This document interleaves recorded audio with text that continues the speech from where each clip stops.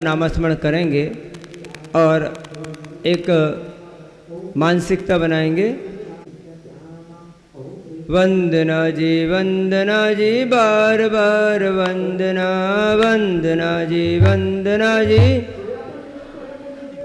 अरंत जी की वंदना, सिद्ध जी के वंदना, अरंत जी के वंदना, सिद्ध जी के वंदना, आचार्य के चरणों की बार बार वंदना, आचार्य के चरणों की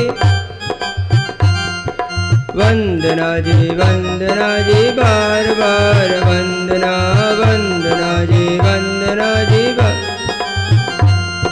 उपाध्याय जी की वंदना, साधु जी की वंदना, उपाध्याय जी की वंदना, साधु जी की वंदना, पांचों परमेष्टि के बार बार वंदना, पांचों परमेष्टि के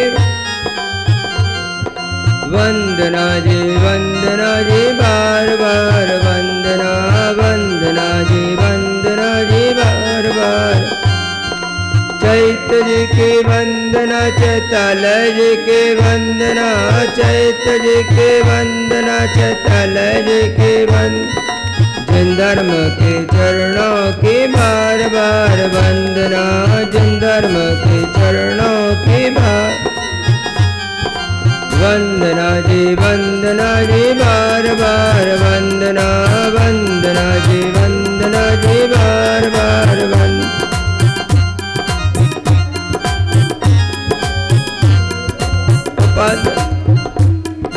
चैत्य जी की वंदना, चैतालय जी की वंदना, चैत्य जी की वंदना, चैतालय जी की वंदना, जिन धर्म के चरणों की बार बार वंदना, जिन धर्म के चरणों की वंदना जी बार बार वंदना, वंदना जी बार बार। जिनागम जी की वंदना, जिनवाणी जी की वंदना, जिनागम जी की वंदना, जिनवाणी जी की वंदना, नौ देवता के चरणों की बार बार वंदना, नौ देवता के चरणों की बार वंदना जी बार बार वंदना, वंदना जी बार बार वंदना।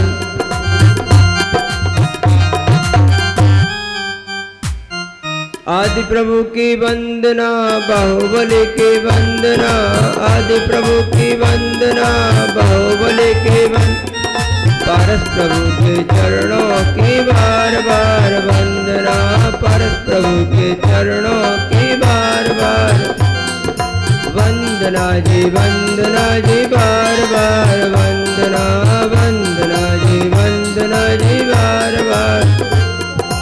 ज्ञान सागर की वंदना, विद्यासागर की वंदना, ज्ञान सागर की वंदना, विद्यासागर की वंदना, पवित्र आचार्यों की बार बार वंदना, पवित्र आचार्यों की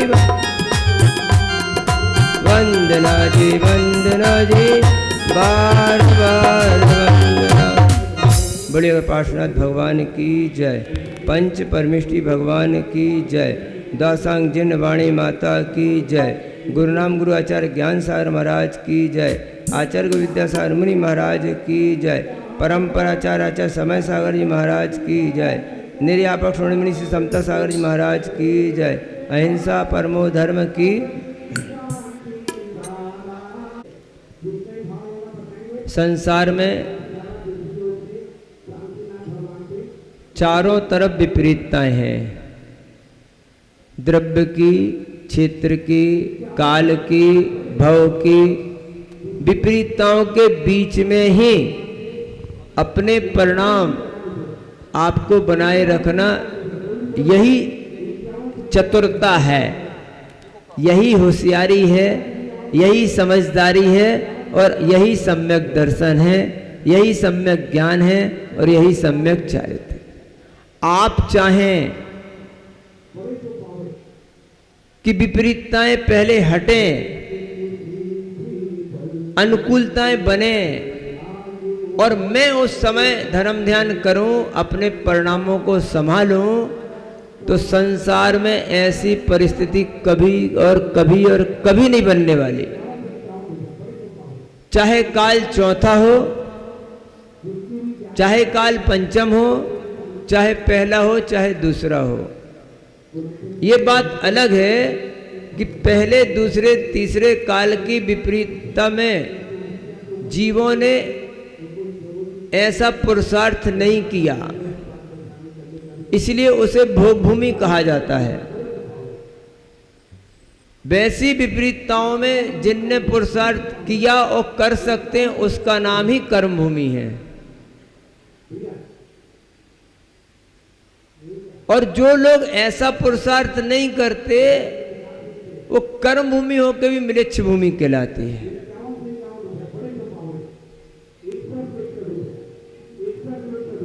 आप सभी लोग उस कर्म भूमि में भी एक विशेष कर्म भूमि से आए हैं। वह भूमि जो कभी महाभारत की और कृष्ण आदि के जमाने की भूमि है। पानीपत, हरियाणा, रेवाड़ी, सोनीपत, ये सब महाभारत के शासन काल की भूमियां हैं। उस भूमि से आप यहां आए हैं।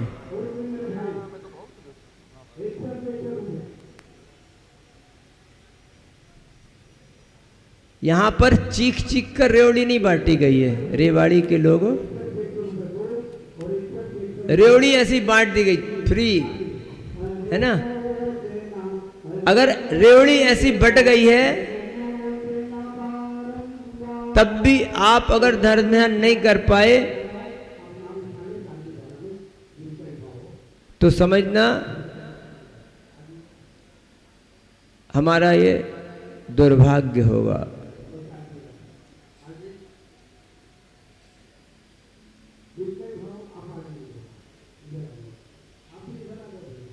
कल ही एक चिंतन आया,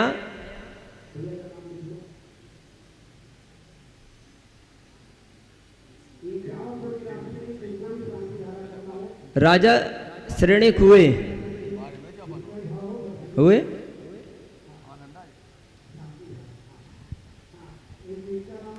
जब वो राजा नहीं बने थे, तो उसकी कितनी कितनी प्रकार से परीक्षाएं हुई। वो परीक्षाओं का मैं उल्लेख यहाँ पर ज़्यादा नहीं करना चाहूँगा। खाली मटका दे दिया गया, आपको पानी पीना है, मटका खोलना नहीं है। सैकड़ों कुत्ते छोड़ दिए गए और खाना खाना है।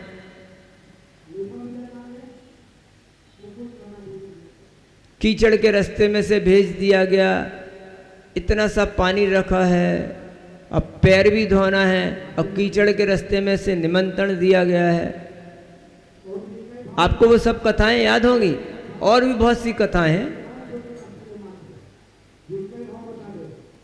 लेकिन महापुरुष कौन होते हैं, मैं उसकी भी चर्चा कर रहा हूं। महापुरुष वो हैं जो शिकायत नहीं करते। क्या निमंत्रण दिया, इतने कीचड़ भरे रास्ते में भेज दिया, इतना सा पानी रखा, ये भी कोई बात होती है? मेरे को मटका दे दिया, पानी पीने को बोल दिया, पानी कैसे पिएंगे, खोलने को भी नहीं बोला। इतने सारे कुत्ते छोड़ दिए, बताओ कैसे खाना खाऊं मैं? हैं? एक भी शिकायत की उस व्यक्ति ने? एक भी शिकायत की? हर परिस्थिति को चैलेंज समझकर उस व्यक्ति ने अपना रास्ता स्वयं बनाया। ना कोई वहां पे महाराज जी थे, ना पंडित जी थे, ना कोई शास्त्र था, ना कोई उपदेशक था, ना कोई सलाहकार था, और ना उसने किसी से सलाह ली। किसी से सलाह ली? और अगर सलाह लेता तो वो सब वैसे ही होते। अरे क्या यार, तुम भी, तुम्हारी किस्मत भी कैसी है, देखो तो इतना कीचड़ रख दिया, कैसे निमंत्रण देते हैं, और इतनी सी बुक्कू भर में पानी रख दिया।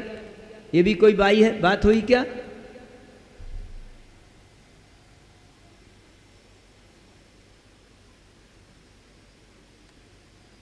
अगर आपने ये शिकायतें सामने रखी तो फिर आपका ये उतनी दूर से आना, इतना सरंजाम जुटाना है, ये माइक अच्छा नहीं है, व्यवस्था अच्छी नहीं है, पंडित जी अच्छे नहीं हैं, महाराज जी के पता नहीं कितना बोल रहे हैं, मतलब हर जगह आपको शिकायतें। और जो आदमी शिकायतें करना शुरू कर देता है उसको आयतें पढ़ना नहीं आ सकता। आयतें समझते ना? शिकायतें करने वाले आयतें नहीं पढ़ते। आयतें मतलब धर्म ध्यान, सूत्र ज्ञान नहीं कर पाते हैं।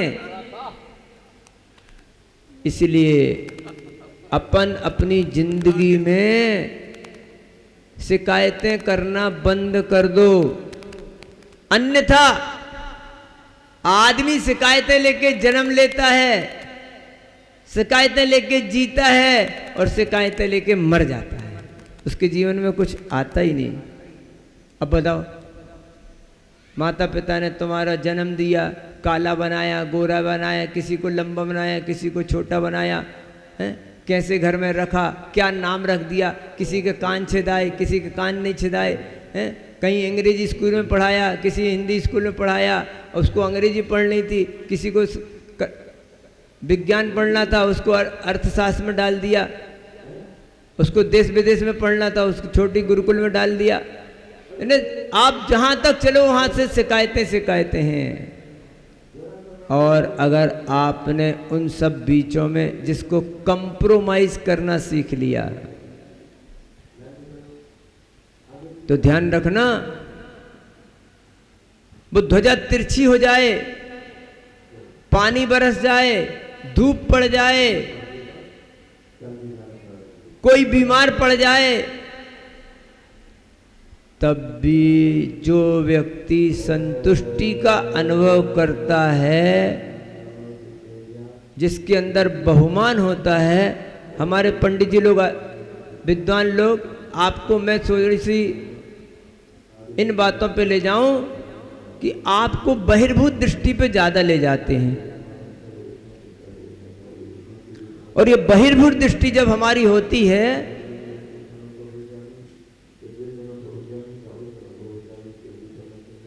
तो हमारा आनंद मात्र सीमित हो जाता है, फिर जीवन का आनंद खत्म हो जाता है, जीवन मात्र शिखर जी में टिक जाता है। क्या शिखर जी जैसा क्षेत्र, 57 मुनि महाराज, चांदी सोने का मुकुट, चांदी का कलश, सोने चांदी की झारी से भगवान का अभिषेक, महाराजों के मुख से शांति धारा,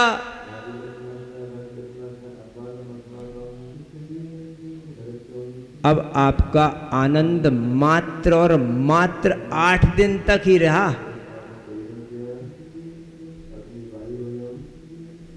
फिर 365 दिन क्या करोगे आप? 365 दिन शिखर जी नहीं मिलने वाली, 365 दिन हार मुकुट नहीं मिलने वाले, 365 दिन आपको 57 मुनि महाराज नहीं मिलने वाले, 365 दिन आपको सोने का कलश नहीं मिलेगा। फिर आप क्या करोगे? आपका ये आनंद 365 दिन निरानंद हो जाएगा। अरे यार, क्या यार शिखर जी में थे, वो मजा, वो संगीतकार, वो 57 साधु।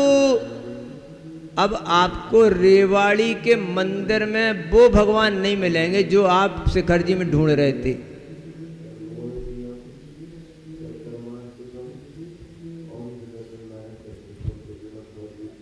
और अगर हम आपको यही बात सिखाते कि तुम इतना काय को भग के आए बेटा, ऐसे ही भगवान तो तुम्हारे घर में भी थे, उस जगह भी तुम वहीं थे, ये आनंद तुम वहां क्यों नहीं मना पाए? भगवान तो वही थे ना। ऐसे ही तो भगवान बीतरागी भगवान वहां भी होते थे रेवाड़ी में।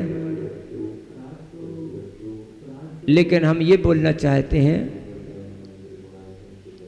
कि अगर ये ध्वजारोहण हो गया है, अगर ये शुरुआत हो गई है तो अब ये शुरुआत रुकनी नहीं चाहिए।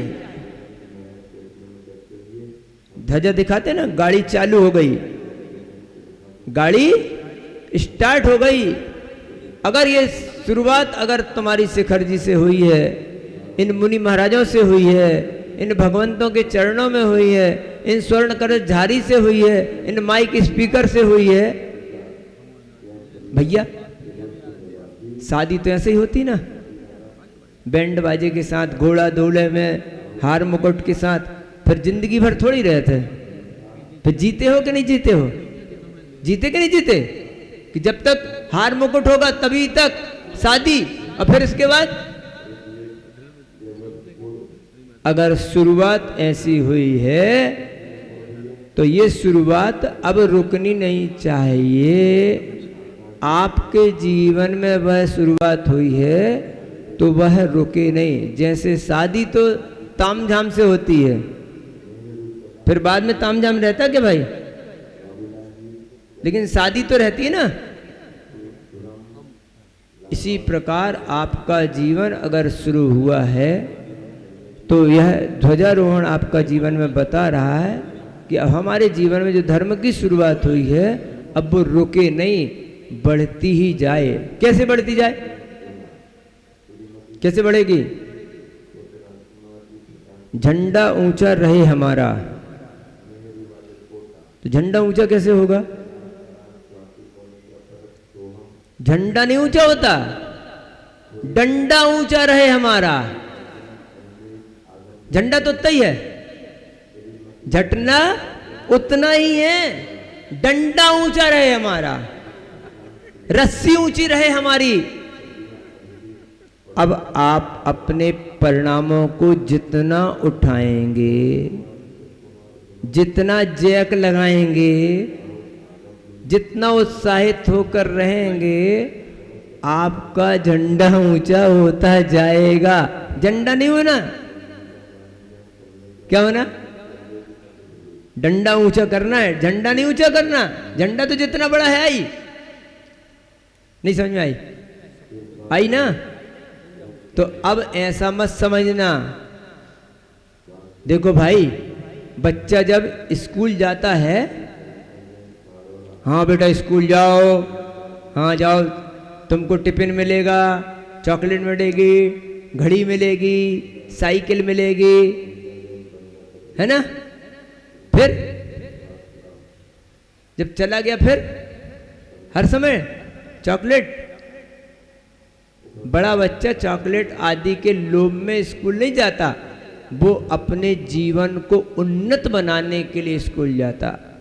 अब तुम चॉकलेट छुड़वा दो, साइकिल छुड़वा दो, स्कूटर छुड़वा दो, वो पैदल चला जाएगा, भूखा चला जाएगा, लेकिन स्कूल कॉलेज नहीं छोड़ता, नहीं छोड़ता ना। अब तुम्हारे मुकुट हम उतरवा लेंगे, कलश रखवा लेंगे, वो गमछा हमछा उतरवा लेंगे, लेकिन सब छूट जाए पर भगवान हमसे नहीं छूटे। शिखर जी छूट जाए, महाराज जी छूट जाए, वो चांदी सोने के कलश छूट जाए, वो मुनि महाराज के मुख से शांति धारा भी छूट जाए। बुंदेलखंड की एक कहावत है, तुम लोग बुंदेलखंडी तो नहीं होगे, है ना?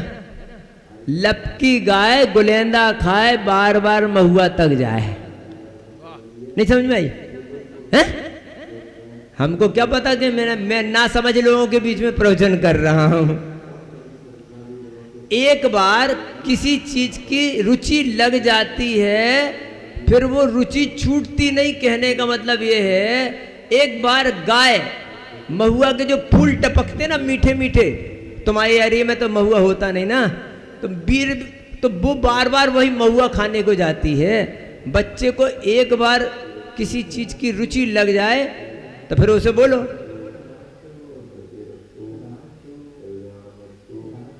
कभी कभी ऐसा भी होता है,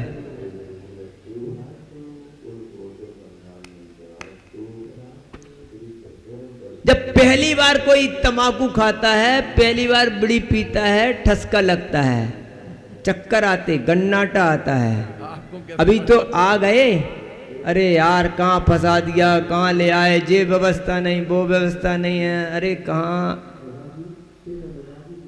तो पहले जब तम्बाकू खाता है तो चक्कर आते, गन्नाट आता, खांसी आती, ठसका लगता है। और जब तम्बाकू नहीं मिलती है तब ठसका आता है, तब चक्कर आती है, तब ऐसी लपक लगनी चाहिए, ऐसी रुचि जगनी चाहिए कि जब भगवान ना मिले, पूजा ना मिले, अभिषेक ना मिले, शांति धारा ना मिले,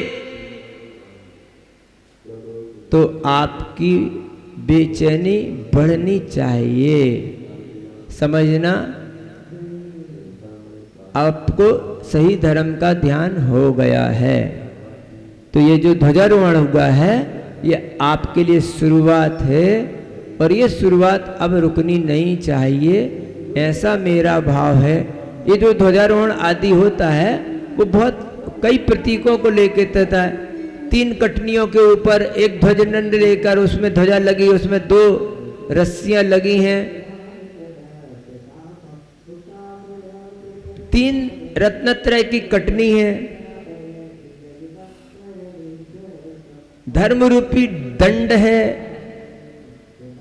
प्रभावना रूपी ध्वजा है, उस प्रभावना रूपी ध्वजा की 2 रस्सियां हैं।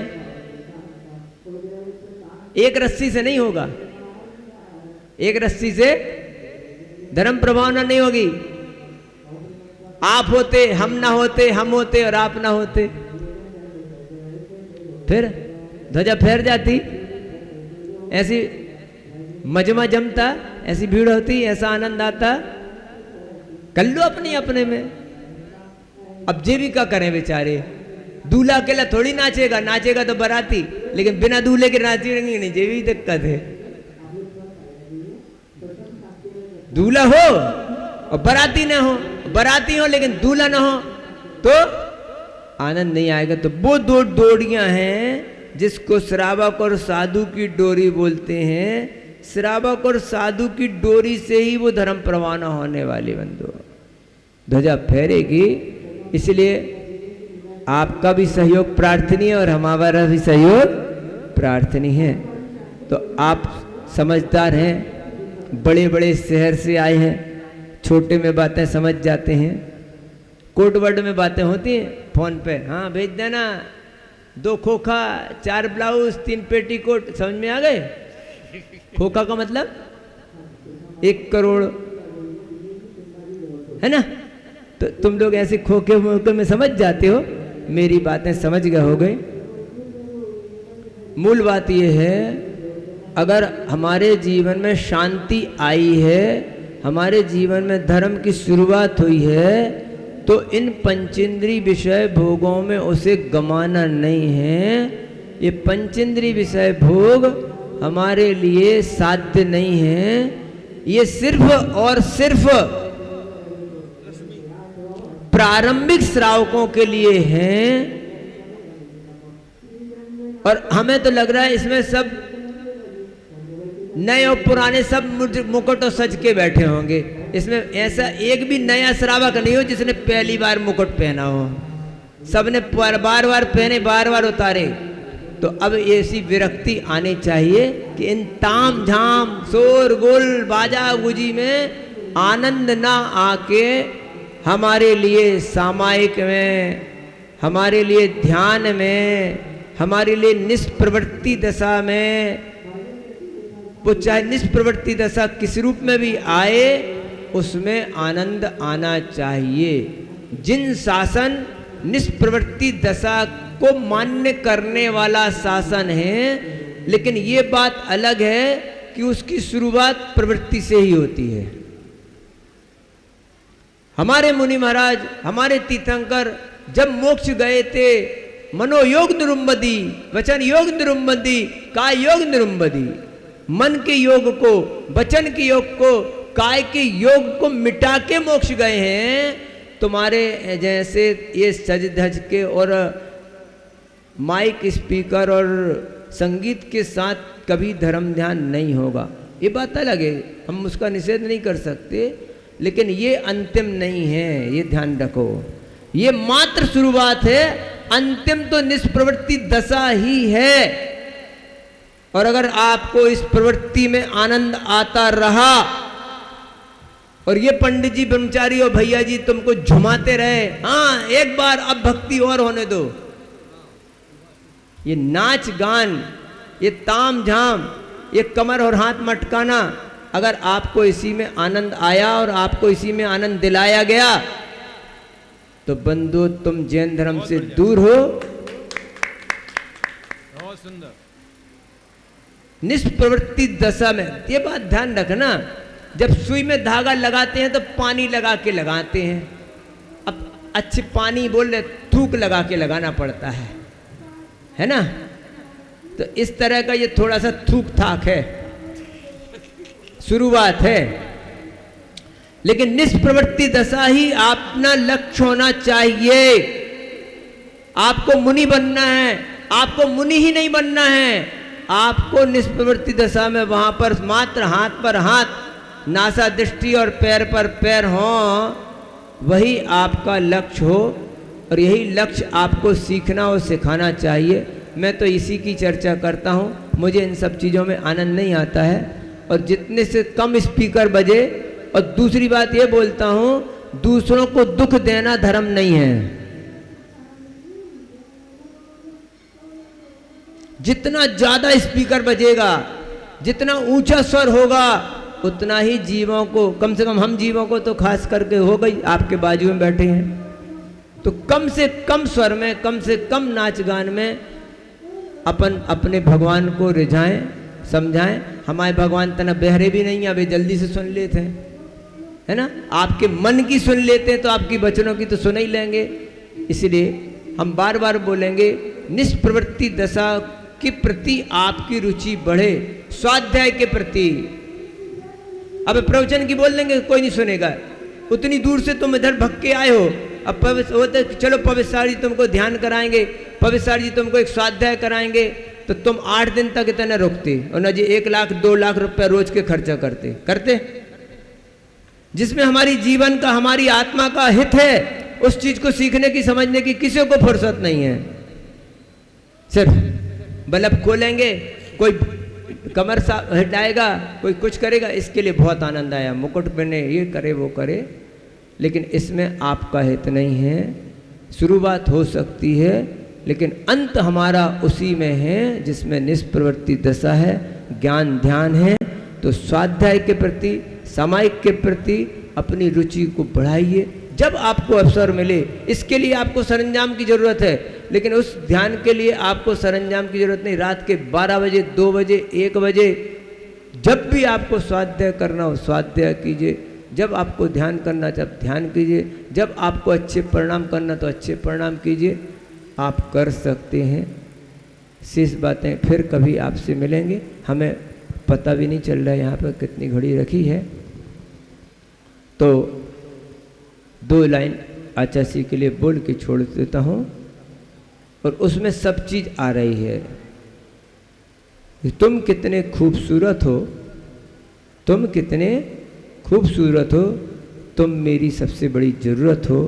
तो ऐसे वो चाहे अनंत परमेष्टि हो, सिद्ध परमेष्टि हो, आचार परमेष्टि हो, उपाध्याय परमेष्टि हो, साधु परमेष्टि हो, हमारा आगम जिन शासन हो, हमारी चर्या हो, वह सब हमारी ज़रूरत है। और वही सबसे खूबसूरत है। अपन समय सार आदि ग्रंथ में पढ़ते हैं, है ना। तो उस ग्रंथ में भी यही आया है कि आत्मा ही हमारी सबसे खूबसूरत है। तो उस आत्मा की प्राप्ति के लिए ही ये सब संयोजना जोड़ी गई है। लेकिन यहीं तक आपको नहीं टिकना है।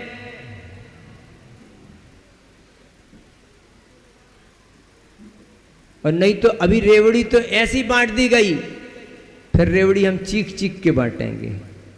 और ये रेवड़ी बस तो चीख चीख कर मिलती, पात्रों को मिलती है। शेष बातें अगली एपिसोड के लिए। बोलो अहिंसा परमो धर्म की जय। 108 मुनि श्री पवित्र सागर जी महाराज की जय। जा